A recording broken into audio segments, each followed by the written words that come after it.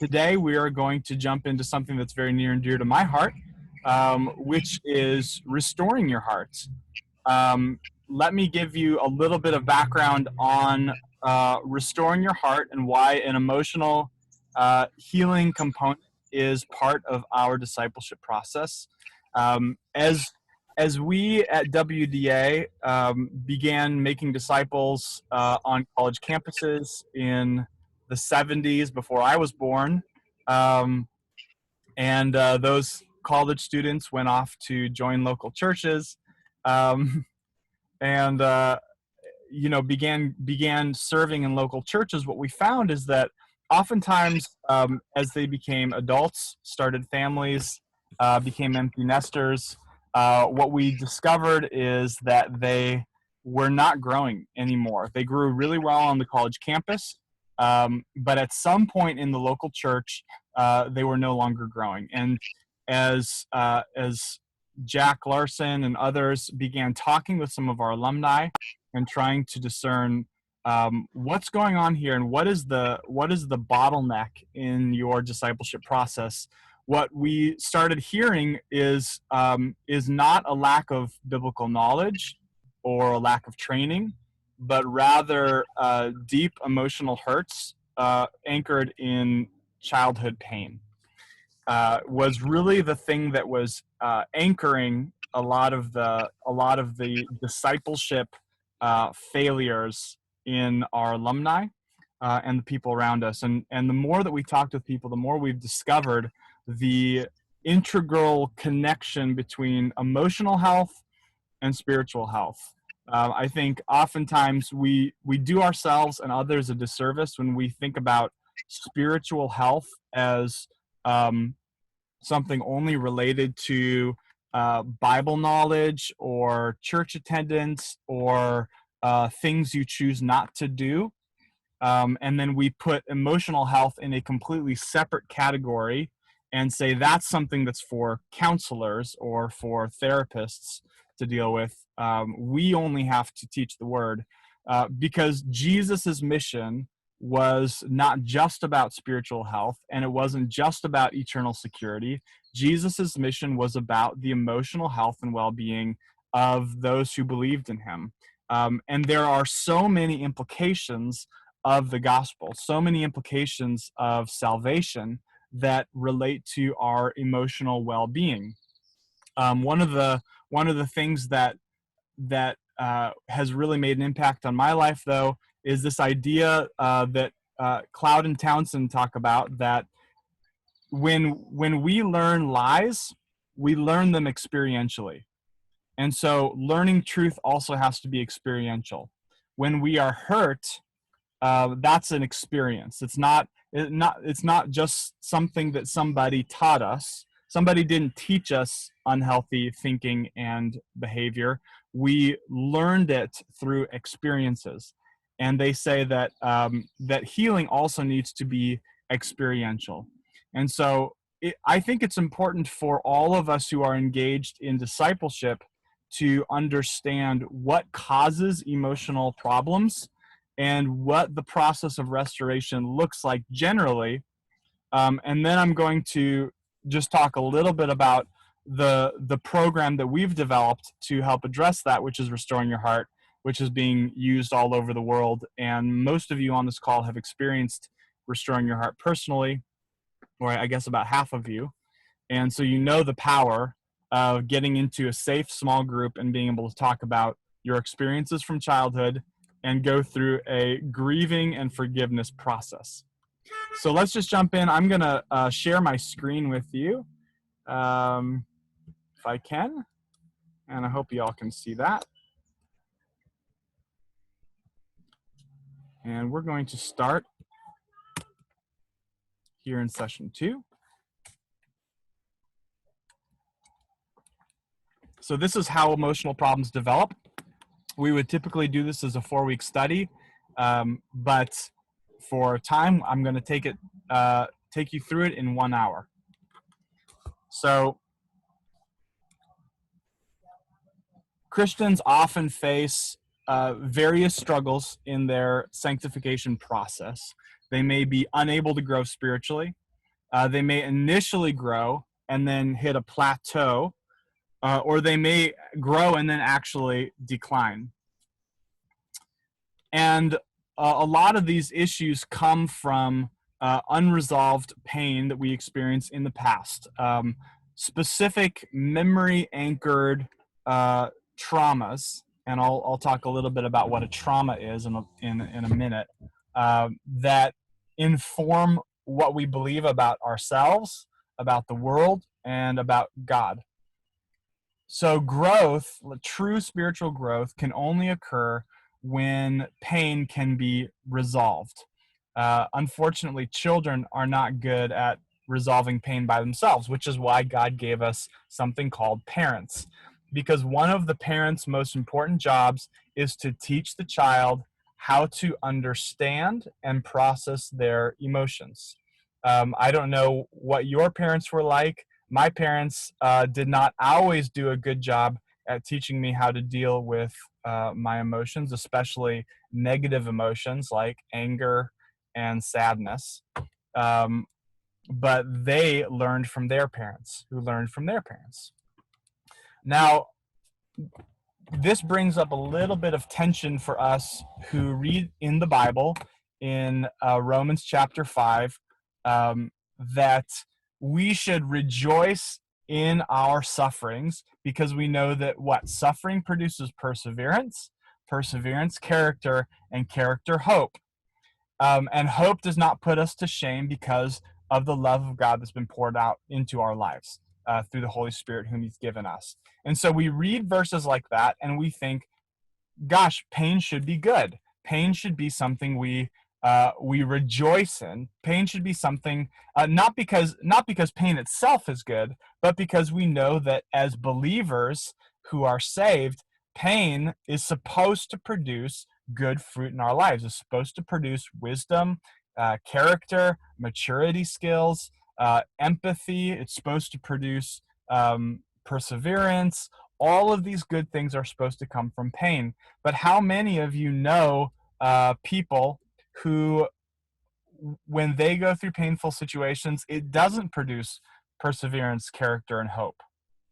And instead, it produces bitterness, unforgiveness, and depression.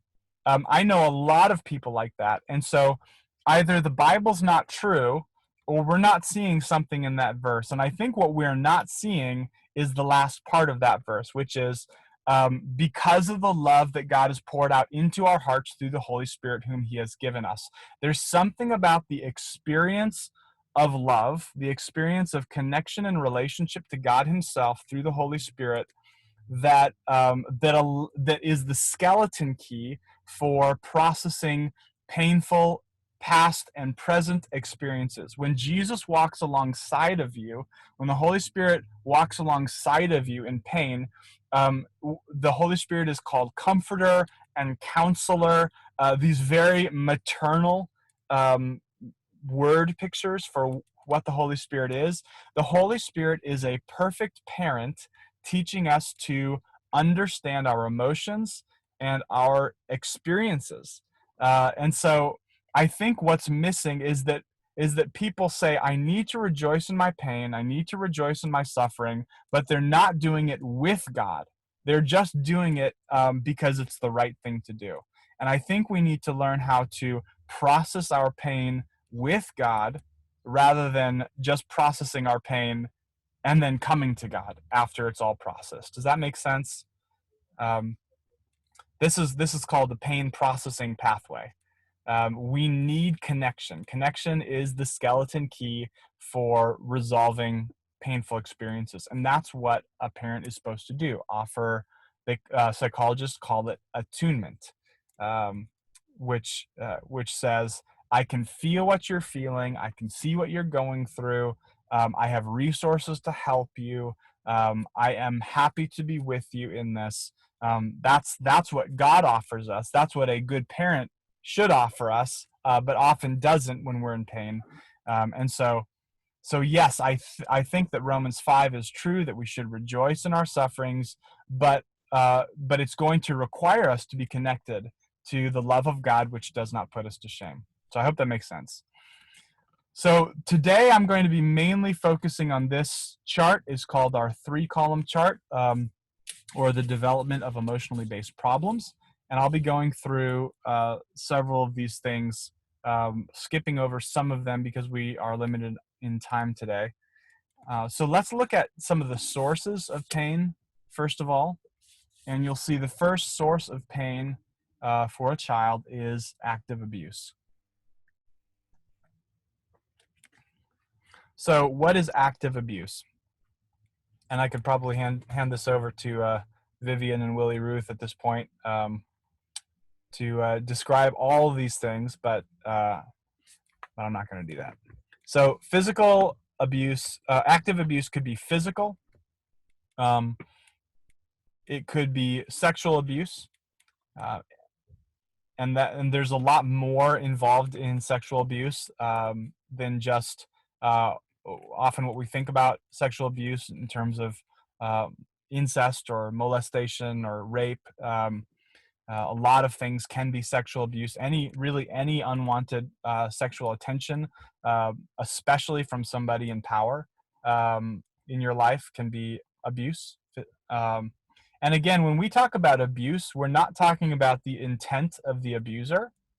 It's important for you to know that the abuse is abuse when it has the effect of abuse in your mind.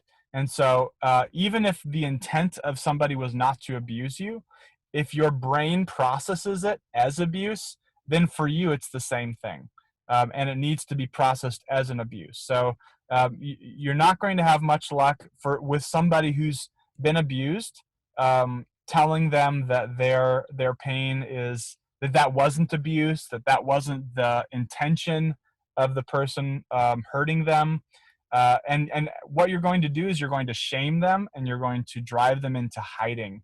And so if we're talking about the experience of the person receiving the pain, not the intent of the person giving the pain.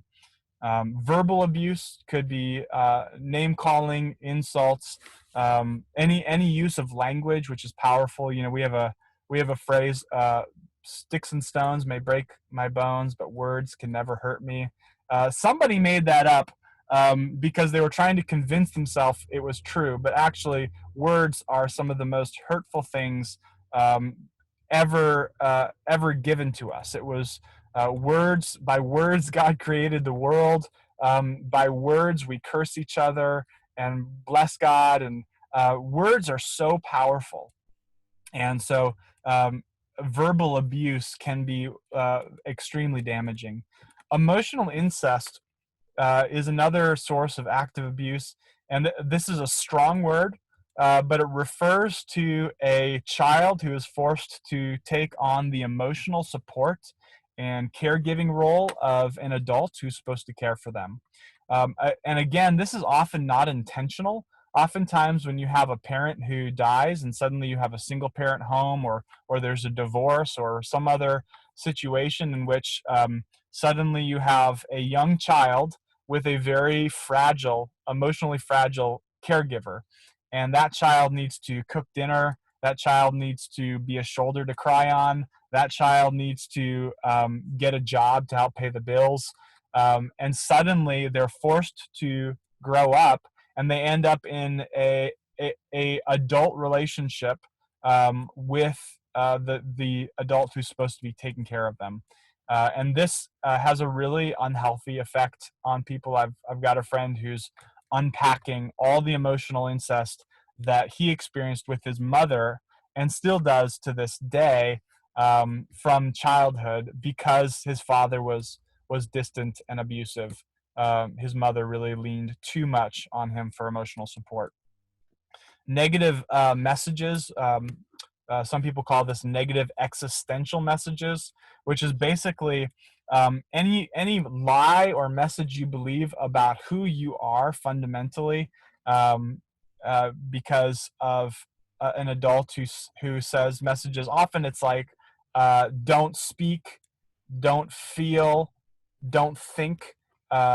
Messages like, don't talk back to me, I'll give you something to cry about. all of these can become these negative, dehumanizing messages about who we are as people that we believe, and they become really toxic experiences in our life. Passive abuse. So again, this is referring to somebody uh, who receives abuse through not something that was done to them, but something that was not done for them. Um, it's as a parent, I need to provide my kids not just a place to sleep and food on the table. I need to actively provide emotional support and help to them. And often a parent is not able or not willing to give this to a child. And this becomes passive abuse, where they are denying them security. So maybe it is, the family becomes homeless, or does not have enough food on the table, or is in a dangerous situation. Again, not the intent of the caregiver, but how the child receives that is there's a lack of security in my life. There could be a lack of value of the child feeling that they have any worth or importance in the world or in the family. There could be a lack of acceptance, and so there's a rejection because of any number of reasons. And the last one is actually supposed to be connection, not security. There's a lack of connection. Maybe you have an emotionally distant parent. This was, for me, part of my story in restoring your heart was there was a lack of consistent relational connection. There was episodic connection with my parents and siblings, but then there was periods of disconnection that were painful. And so these four things: security, value, acceptance, and connection, make up what we call the needs square. And the needs square is our basic emotional needs, uh, the four things that every human being needs to feel as a part of the world. They need to feel safe.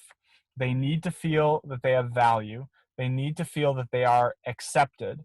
And they need to feel that they are able to connect with other people. And when we don't get our needs met, this creates what we call a shame-based identity. And if you have struggled with shame in your life, you know that shame is not always rational. It doesn't make sense. And you can intellectually believe I shouldn't think these things about myself, and yet deep inside you struggle with this feeling that if people really knew me, they wouldn't like me, they wouldn't want to be around me. People aren't really there for me. Um, there's something fundamentally broken about me, and nobody, not even God, can heal me.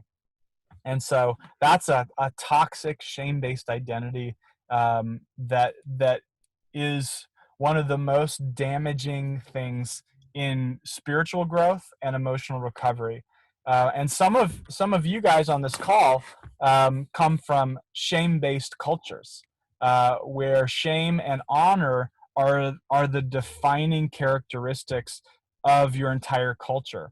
I would actually argue, though, that even my culture is a shame-based culture, though it manifests slightly differently.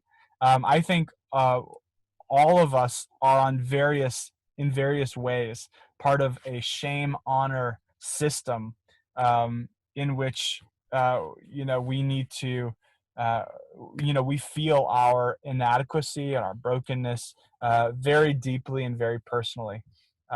So yeah, I think this comes out a lot in my culture, which would be like white evangelicals in America, with a this sort of hiding culture that you see among pastors and leaders, where we have a public life and a private life, and there's not a integration between those.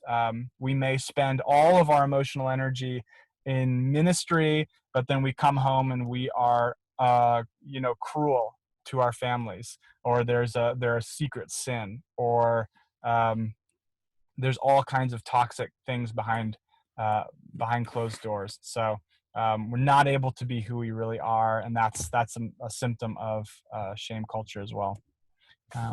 Let me just stop here and check in with you guys before we get to this next one. First of all, are you hearing me? Because I'm on a new Wi-Fi. Thumbs up if you're hearing me. Okay. And do you have any questions about passive or active abuse, or any comments on that? Nate, you were kind of going in and out. You were freezing. Okay. Let me see if I can get a little bit closer.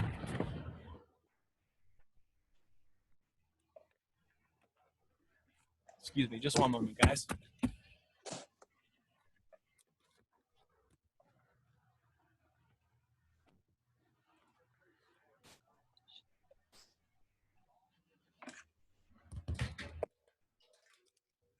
Are you guys able to hear me? Is that any better? Yes, we can hear you. We can hear you clearly. We could hear you. Okay. Loud and clear.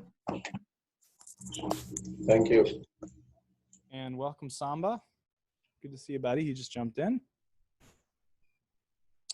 And good. All right. So you guys have any questions on active or passive abuse?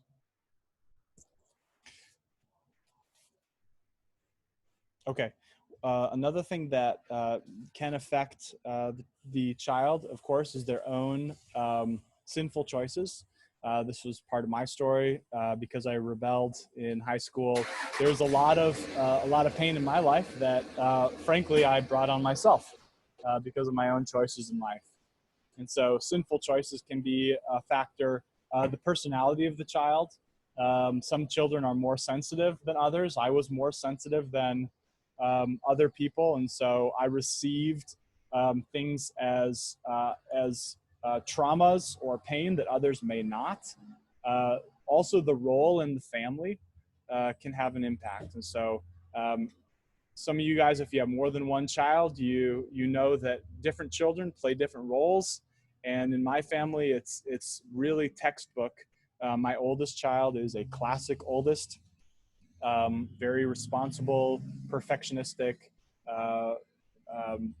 My middle child is a classic middle, and my youngest is a mascot, the cute one in the family.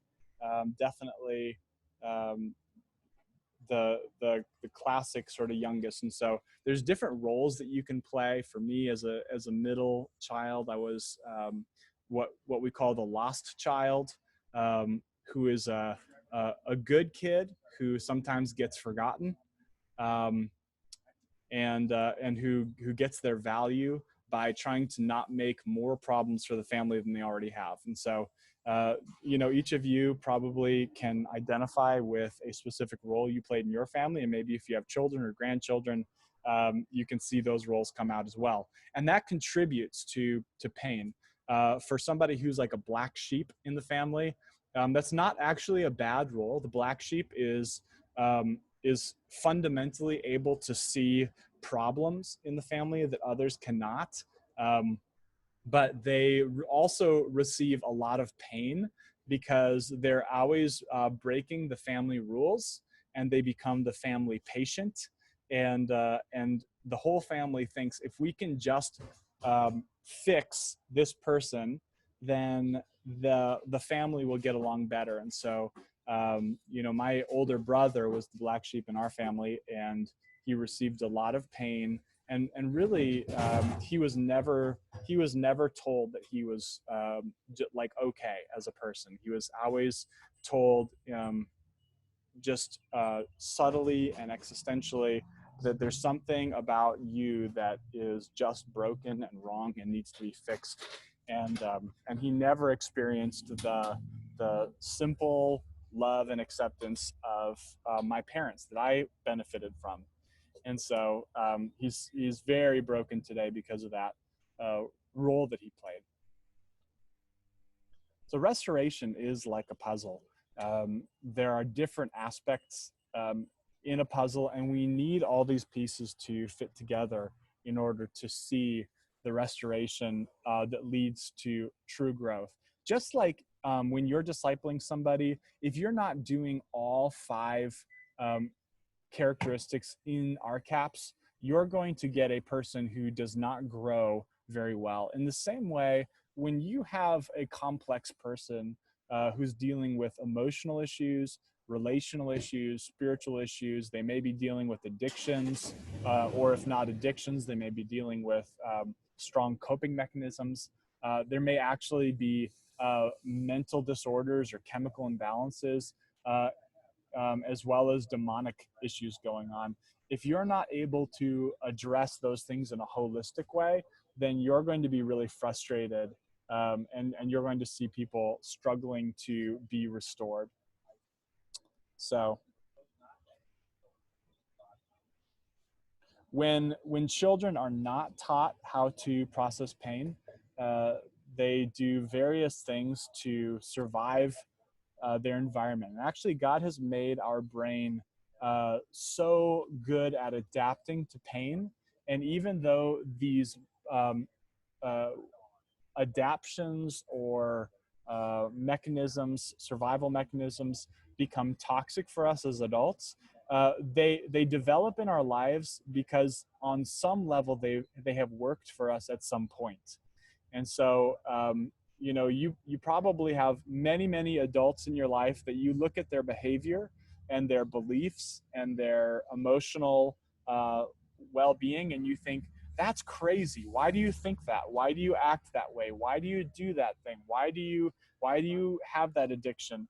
But the fact is, psychologically, their brain has been trying to compensate for something, and at some point, that thing that they chose to compensate and to survive the world they live in worked for them, and was a gift to them. It might have just been a moment, but there was something that worked for them psychologically, and then it became this unhealthy mechanism, this unhealthy addiction that damaged themselves and damages other people. And ultimately, we need to outgrow these things, and we have the opportunity to outgrow these things because we have God himself living inside of us. We have a great counselor living in us. And so these things may be addictions, which I like to talk about addictions as anything out here, outside of me, that takes the attention away from the turmoil inside of me. So anything out here that takes the focus away from what's going on in here can be an addiction, because ultimately what we don't want to do when we're struggling with an addiction is look inside and see the pain, the isolation, the loneliness, the fear, the anxiety, the trauma, because when we think about doing that, when we think about looking internally, we're afraid, or at least I have felt this. I felt this when I started the restorative process. That well might be so deep, I might never reach the bottom. You know, I don't know what's in there, but I don't want to look at it because it's scary, because it's the fear of the unknown. And so that's what an addiction is. It's pulling my focus away from internal realities to external substances or behaviors. And anything can be an addiction. Ministry can be an addiction. Work can be an addiction. Relationships can be an addiction. Good things can be an addiction, as well as things that we typically think about, like drugs and alcohol. Children may adapt by developing unhealthy defense mechanisms, and these may be beliefs or lies or behaviors or attitudes or personality traits that keep them from getting hurt in the same way in the future. And again, guys, if I'm not if something I'm saying doesn't make sense, or if my internet's cutting out, would you just do me a favor and just wave at me, and I'll address it. A child may suppress negative emotions Um, and you, again, all of these things are, you can probably put faces and names to these attributes, but people who suppress negative emotions bottle what's going on inside of them and say, I don't have to deal with that. I'll just stuff it inside. I'll stuff it inside. Um, and that can be effective for a short period of time. But what happens when I keep stuffing and stuffing and stuffing? What eventually happens? Eventually, I'm going to explode. And so we talk about somebody who is walking around and something painful happens. Maybe it's something small, like somebody cut me off in traffic. I had a little adrenaline rush from that fear, and I put it inside. Somebody made a comment at work that was a little bit hurtful. I took it a little bit the wrong way, but you know what? It's not a big deal. I'll put it inside. Somebody, my pay got cut at work, and I'm thinking, oh gosh, what am I going to do? How am I going to feed my family? I put it inside. Coronavirus hits. That's ouch. That hurts. I'm stuck in quarantine. I'm afraid for my life and my family. I put it inside. All these things happen. I put it inside. And eventually I'm walking around with my stress level is up here. It's like a 9 out of 10. And then suddenly somebody does something mildly painful or mildly offensive to me, and I blow up. I read something on Facebook that just offends me, and I just blow up at that person, or I melt down, or I run and hide. I have a disproportionate emotional response to a relatively small emotional stimuli because of all the stress that I'm carrying inside. And we all do this to some degree. We suppress our negative emotions. And eventually, if a child is really, really good at this, they may eventually become unable to feel these emotions. And you might have somebody in a group who talks about the most horrendously painful events from childhood, and they talk about it as though it was no big deal. And they say, it's fine. I just don't think about the past. I let the past be past. God, like like I'm a new creation. They may spiritualize it, but in everybody around them can see that they are still suffering from the implications of these past painful events, but they've lost the ability to connect emotionally with the negative feelings. And what happens is when you're not able to connect with your negative feelings, you're also unable to connect well with your positive feelings. And so there's a loss of joy, there's a loss of life in that person. Ultimately, God has a full range of emotions, and He built us to have a full range of emotions that we can experience.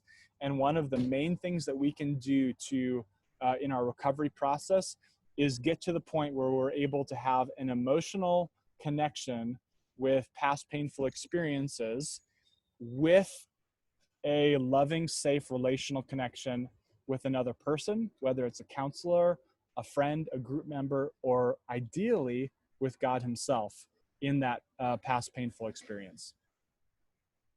So that's just a teaser for what's coming.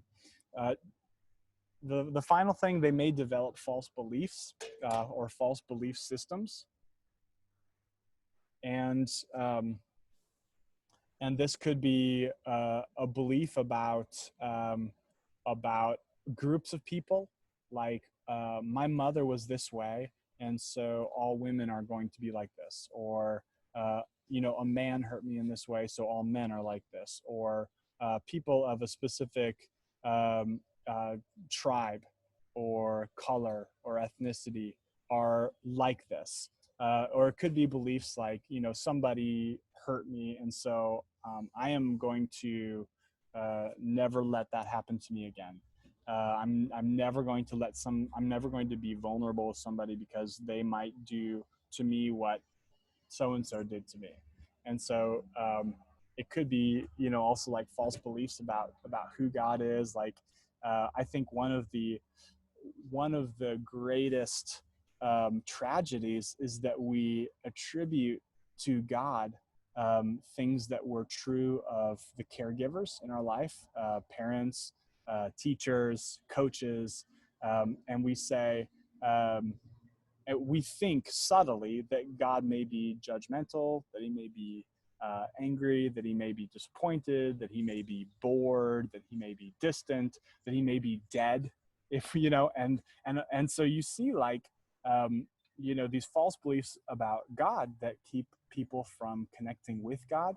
And ultimately, this is really damaging. And I like to think about, you know, the Israelites trembling at the foot of Mount Sinai, and seeing all this smoke and thunder up on the mountain, and saying, Moses, please, you go up to the mountain and you connect with God, because we are so scared of what God might turn out to be if we connect with him ourselves.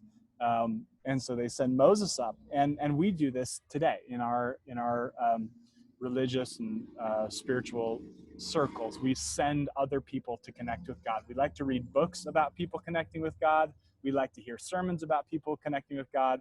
But when it comes to us personally connecting with God, sometimes that's scary, because we're afraid that God will turn out to be like the person that hurt us. And so, you know, false beliefs could be about myself. It could be about the world. It could be about God.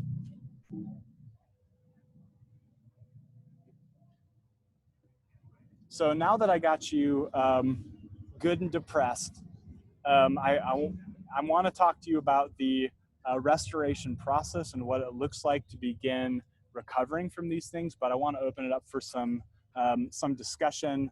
I want to hear what is resonating with you, what is making sense, what's not making sense. Are you thinking about people in your ministry? Are you thinking about yourself when you're hearing about the sources of pain for children? Because some of you have never gone through this teaching. Several of you have and are veterans. But let's just have a little bit of dialogue here before we jump into restoration.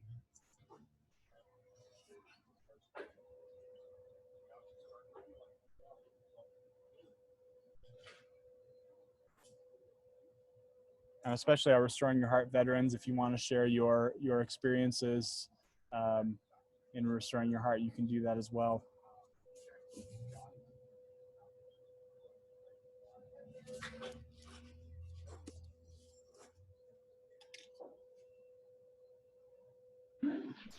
You know, for me,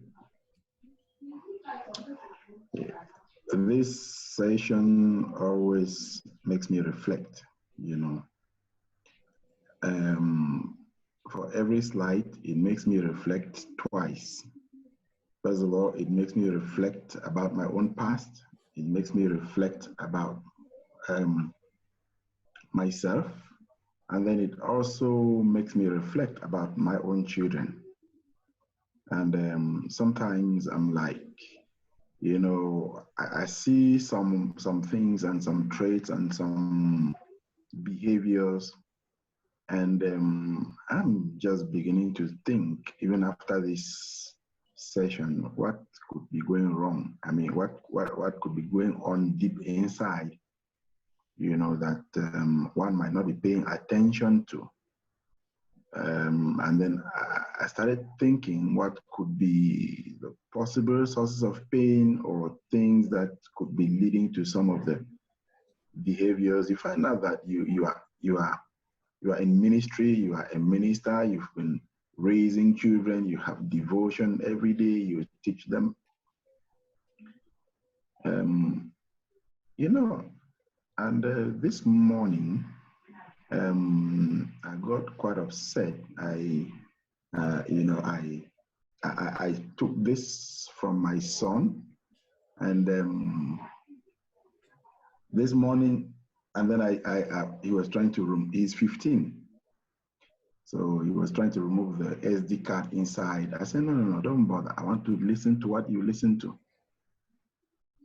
And honestly, when I listen to what he listens to, and I'm like, where did you get this from?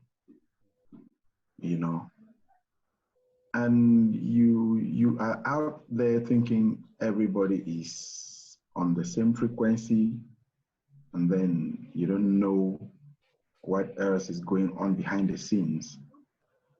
And then children are growing up not becoming what you think and what you want them to be, in spite of all the effort you make. And so going through this, I could now see why you can have pastors' children that grow up in addictions.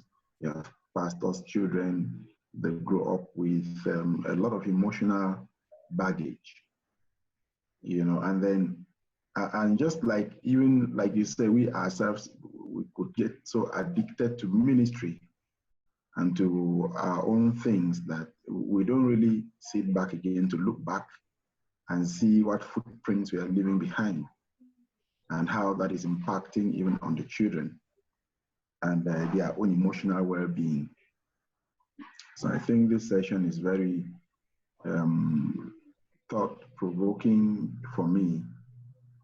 And honestly, on my own, I think I'll go further again into the manual, to really deepen my own understanding, of these issues, and then how to deal with them and apply them in my own family and in the ministry. Good. Good. Thank you. Yeah, definitely fascinating. Anyone else?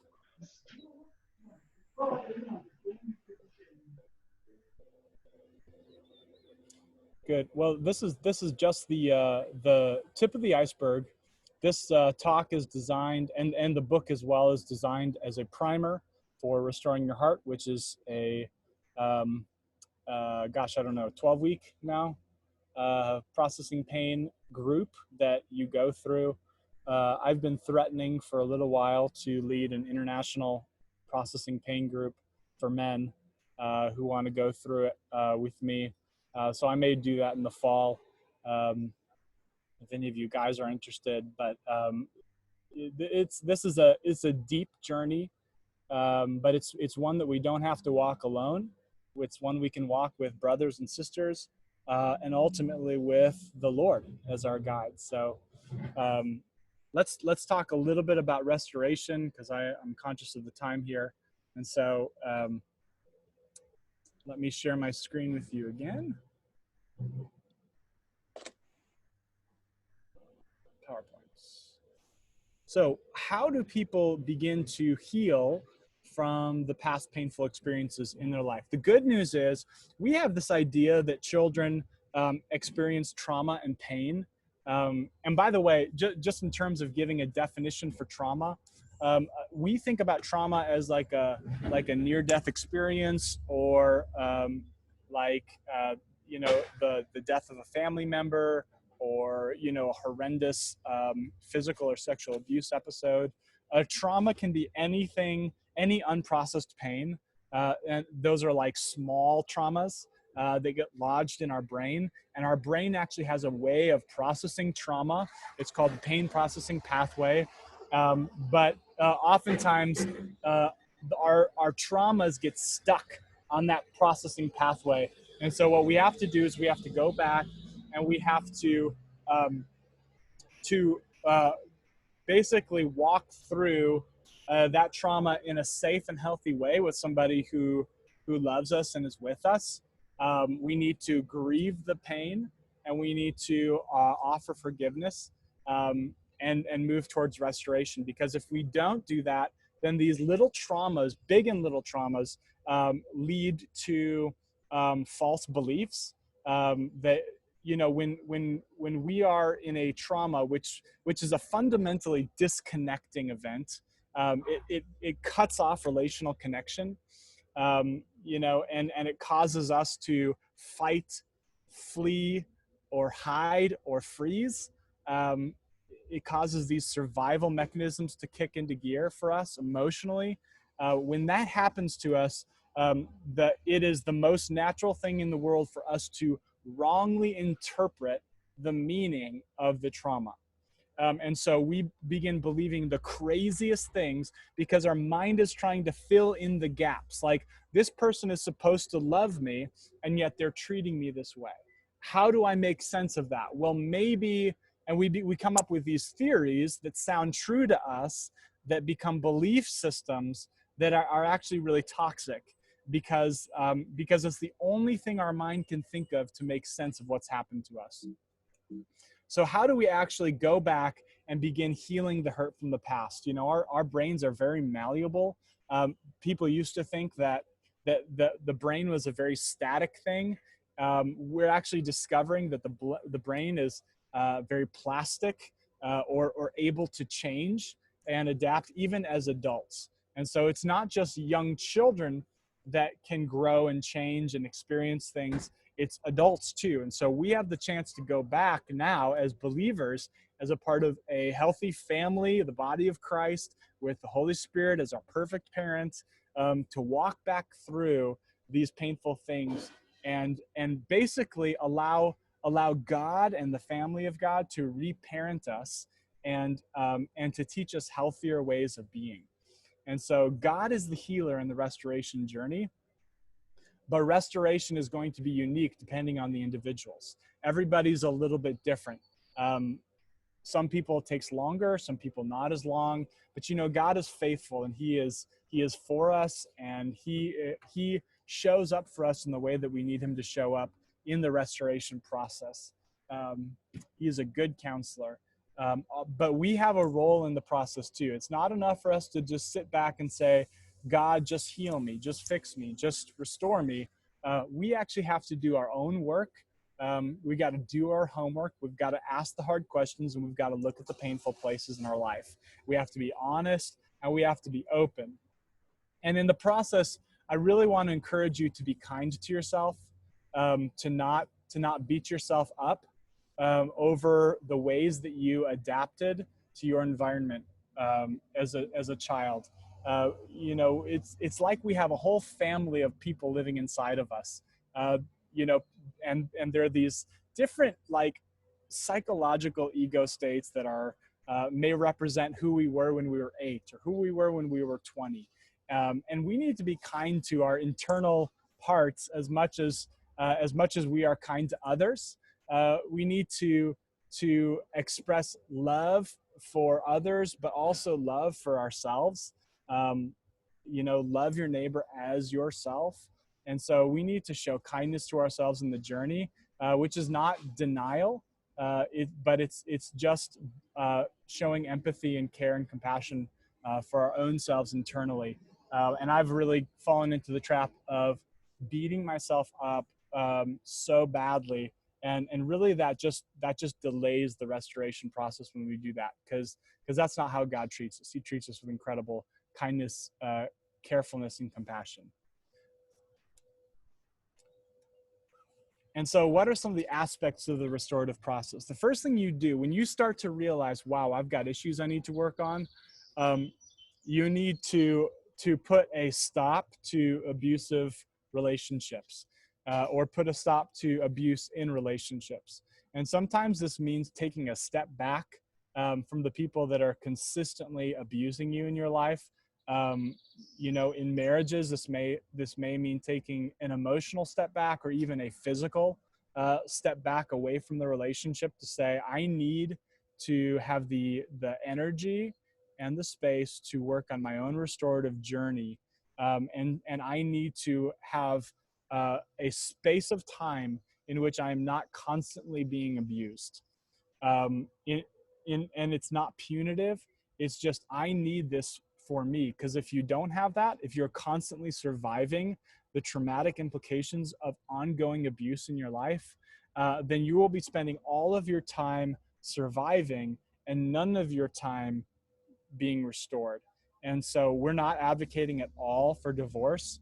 We're not advocating for cutting off relationships permanently. But there are, especially when you're going through restoring your heart or a restorative process, if you are experiencing ongoing abuse, it's very important to put a boundary emotionally from that abuse. And sometimes that requires a physical boundary.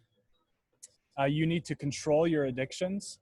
And so if you're in an ongoing addiction, whether it's to pornography or alcohol or drugs or something something more benign. If you are in an ongoing addiction and you're not willing to come out of that addiction, then you are going to again be focusing all your energy on the stimulus, the input, the addiction, rather than focusing on what's going on inside. And I've had people in groups, Restoring Your Heart groups, who have just been, they've been dealing with ongoing abusive relationships. And every week they come in and they are angry about what's just happened. They are hurt. They are in pain. And I've had to lovingly say to people, right now you are in the middle of an abusive relationship, and we love you and we want to support you, but this is not the right group for you, because you are consuming all the energy of the group to help you survive the abuse that's going on. And so I really recommend you get individual counseling, and when you feel that you're in a stable enough place that you can begin working on not just what happened this week, but what happened before, this is not the right environment for you. And so those people really need to find a individual counselor or a group that's designed to support people in the middle of those ongoing crises and abuse. But ultimately, those first two things need to happen before any restoration can realistically happen. They need to learn to properly view and express their emotions. And we have a wonderful a tool called the Feelings Wheel that has all these emotion words. And sometimes you can see somebody having a feeling, but they may not know what they are experiencing. And so I like to say in a group, let's stop there. I can see that you're experiencing an emotion right now as you're telling that story. Go look at the feelings wheel, and I want you to put your finger on one or two feelings that are going through your head right now. And often they don't know what they're feeling until they look at the wheel and they say, oh, wow, I'm feeling anger, I'm feeling disgust, I'm feeling frustration, I'm feeling fear, I'm feeling joy, whatever it is. And so they need to get an emotional vocabulary for what's going on inside of them, and then learn how to express those emotions properly. Because oftentimes people get really messy when they start learning about their feelings for the first time, when they start learning about emotional needs for the first time. They start expecting everybody to meet their needs, or they may become really reactive or impatient. And they need to learn how to properly express their emotions. And that's something that happens in community with God's help. They need to grieve their pain and their losses. This is something in the Western world we don't give really good instruction on grieving, on what it looks like, on how to do it. And we need a grieving process. They need to understand their emotional needs. Remember the need square: security, connection, acceptance, and value. They need to understand how those needs play into their life and how to get those needs met. This is a huge part of my journey, because when I started going through Restoring Your Heart, I realized, whoa, I've got all of these emotional needs, and who's going to meet these needs? And I started, I started looking for somebody to meet my needs. And I went to my wife and I said, are you going to meet my needs? And she said, not those needs. And I went to my work and I said, are you going to meet those needs? And my work said, not those needs. And I started looking to my friends and said, are you going to meet these needs? And they said, not those needs. And so I started thinking, who's going to meet all these needs that I have? And I realized God's going to meet my needs. But what does that even look like for God to meet my needs? And I remember I went to counseling and I sat with my counselor and I said, Gretchen, I know that I'm supposed to let God meet my needs, but nobody has ever taught me what that looks like, what it feels like, how to do it. Like, how do I get my emotional needs met by God? And honestly, my counselor wasn't much help. My mentor was a little more help, but ultimately I needed to go on a journey where I learned to experience God's love in new ways in my life, in which I could go to Jesus as a friend anytime that I had an emotional need that was being unmet and say, hey, Jesus, ultimately I was able to go to Jesus and say, are you going to meet these needs? And Jesus said, bingo. So that's ultimately, we need to know how to get those needs met. Now, I'm not saying that people aren't supposed to meet each other's needs, because God made us a family and he did design us to meet the needs of others. I'm just saying not the most existential and basic needs. The deepest and most basic needs, that's God's job. But the supporting role is our job as a family of God, to come along and to help each other, to bless each other, to love each other, to provide safe, secure relationships, to communicate value to people, to show love, to accept people. That is our job, but ultimately our deepest needs are met by God. So we also need to learn to distinguish between healthy and unhealthy thinking and behavior, just to be able to say, hey, that thing that I do, that's actually not healthy. And I learned it. I came by it honestly. I learned it from my family, maybe, or from a friend, or from a spouse. But that's actually really not healthy behavior. It's really not healthy for me to talk down and demean people whenever they do something that rubs me the wrong way. It's not healthy for me to patronize and judge them. It's actually healthier for me to show empathy and acceptance for them. And how do I do that? So that's a learning process. They need to develop a healthy view of themselves, the world, and God. We have a wonderful book, the Bible, that teaches us that we are made in God's image, that the image of God is marred and broken in us, and yet we are still created in his image, that we bear his design, that we have value because he made us. And so we can understand our human value and the value of other people because of God's image in them in a way that nobody else can. And we can understand what's wrong with the world. We can understand the solution that God has provided for us and for the world. And so we need to think healthy about these things. We need to foster relationships and a healthy support system.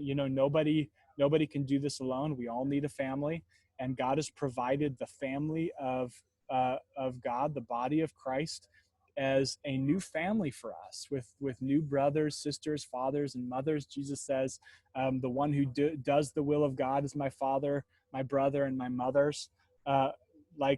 This is our family, and sometimes even our new family isn't that healthy, but ultimately the family of God is an opportunity for us to experience new and healthy things, and foster healthy relationships, and develop a good support system where we have people we can call on and say, hey, I need some support, I need some help, and they can be there for us. And we need to learn to grow spiritually through the discipleship process. So this is how restoration happens generally. And I know you have a million questions about, okay, how does that actually work? What does that actually look like?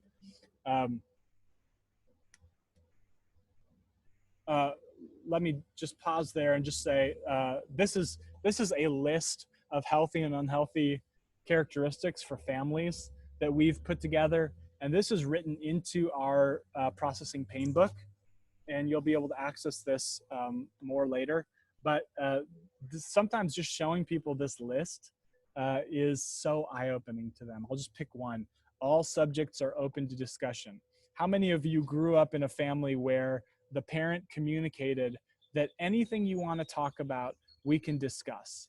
Not many of us. Most of us had experiences where there were many taboo subjects and a lot of family secrets, things that you just didn't talk about. And people think that that's healthy, but when they look at this list, they realize, actually, I think that's right. I think that's not so healthy.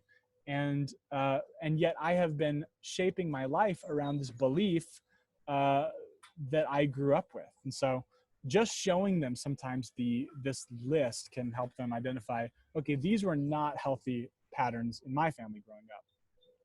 So there is an order to restoration. Typically, there is a kind of a personal discovery process that we call that phase one.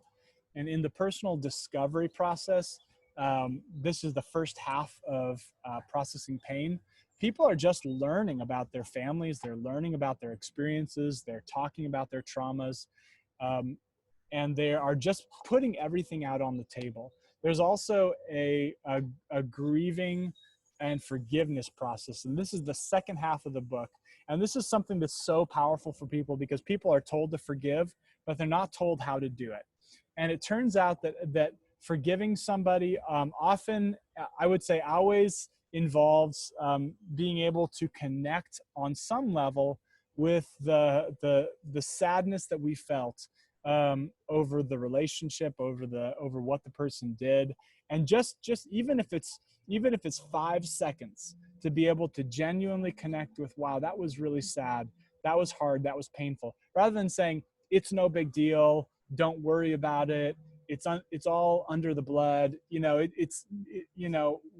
we're fine. Like, just trying to minimize it does not work. Ultimately, we need to be able to say, that was really hard, that was really painful, and I can forgive you. I can release you from that debt. And as we do, we find wonderful, just cathartic joy and release. And people describe it as a physical weight lifting off their shoulders. We'll have people write a letter of forgiveness to somebody that hurt them, and they describe it's like when I wrote it, I was crying. When I read it, I could feel the hurt in my heart. But as soon as I finished reading it, it's like this burden lifted off of me, and I felt free for the first time from the pain that I've been carrying around towards this person.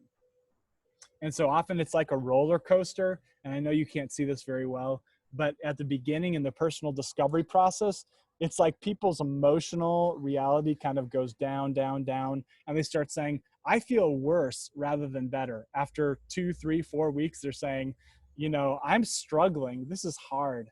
When is this going to end? But ultimately, when they're able to grieve their pain, which is sort of the bottom, where they're able to connect with the sadness that they feel, then they begin climbing out of it. And there is developmental tasks that happen.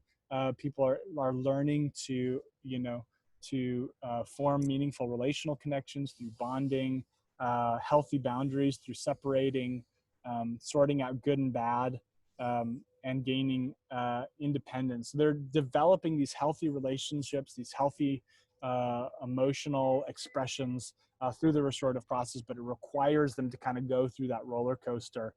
And again, this does not necessarily need to last weeks or months or years. I used to think that the restorative process for any given trauma would be like weeks or months of talking about it and journaling about it and thinking about it and praying about it, and it would be painful and it would be horrible, and I would just have to suffer through it because that's what God wanted me to do.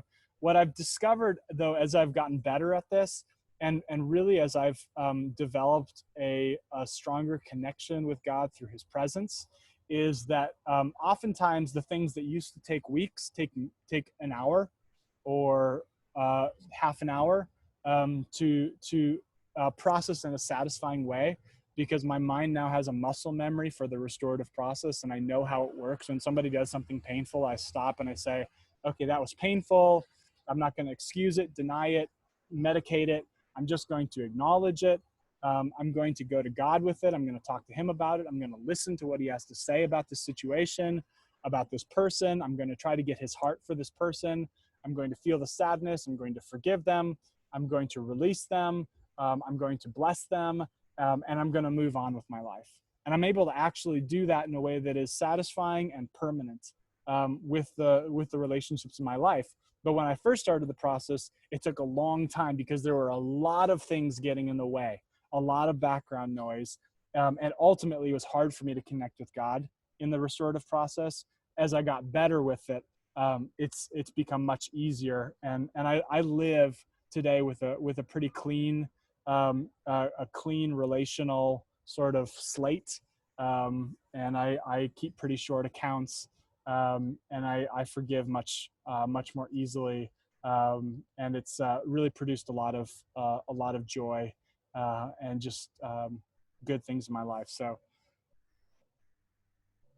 we are not going to do that exercise. I'm going to end here.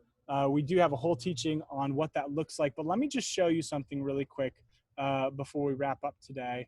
I want to show you where you can find more resources about this and how you can engage your own restorative process. If you go to restoringyourheart.com, you'll see this is a safe small group experience.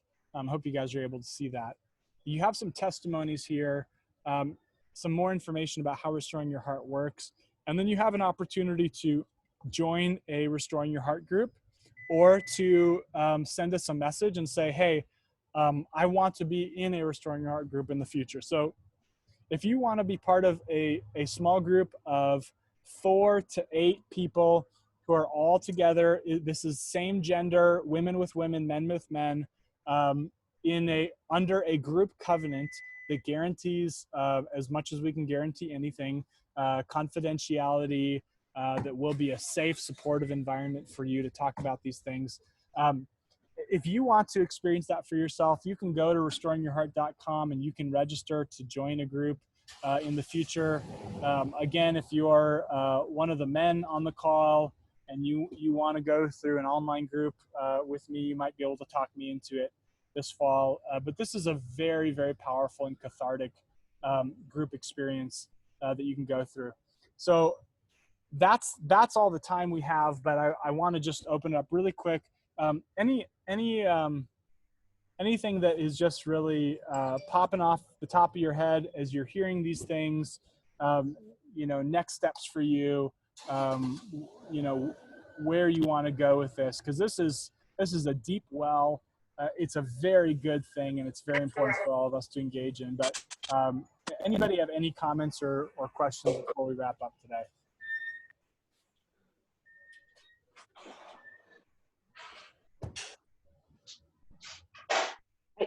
I do, Nate, and everyone. Myself and Miss Willie Roof, we took a group through the Restoring Your Heart process, and because it was new to us, we also went through it. And what I found in this group was a very, very safe place to share some issues and some problems. And actually a few years ago, maybe about 10 years ago or so, I started a journey of why do I act the way I do, or why am I the way I am? Because I grew up an introvert. I grew up shy and quiet. I grew up holding my pain inside and not being able to speak. Well, did not know how to speak and share my feelings because it was something that was never taught in my family. And so everything that happened to me that was painful, I just kind of kept it inside as a child. And all the painful things that I took it from childhood into my adulthood. And then there were more pain on top of the pain that was already in there. And I never knew how to process it or even verbally express it. And so what I found was in my adulthood, I was, as you said earlier, sometimes it would be the small things that would happen that would cause an explosion or cause me to shut down, because that's what I basically did. When something painful happened to me, I would shut down.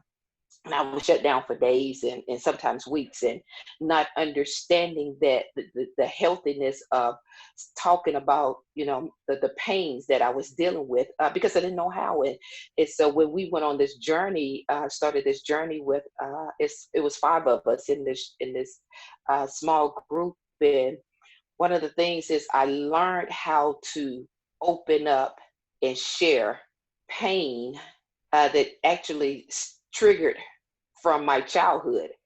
And I learned how to grieve it, and I learned how to openly express it, and without me feeling bad because of the way I feel, or without me feeling bad because I didn't want the person who caused a lot of my pain to look bad.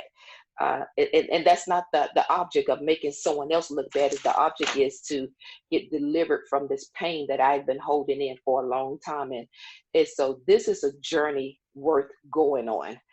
We've been on this journey 2 years, and we're still not finished because we have bonded and developed a sisterhood where we can open up and share. This process is one of the best process that I've gone through. And I have my bachelor's in Christian counseling. But this process that WDA has put together is one of the best that I've seen. Thank you so much for that testimony.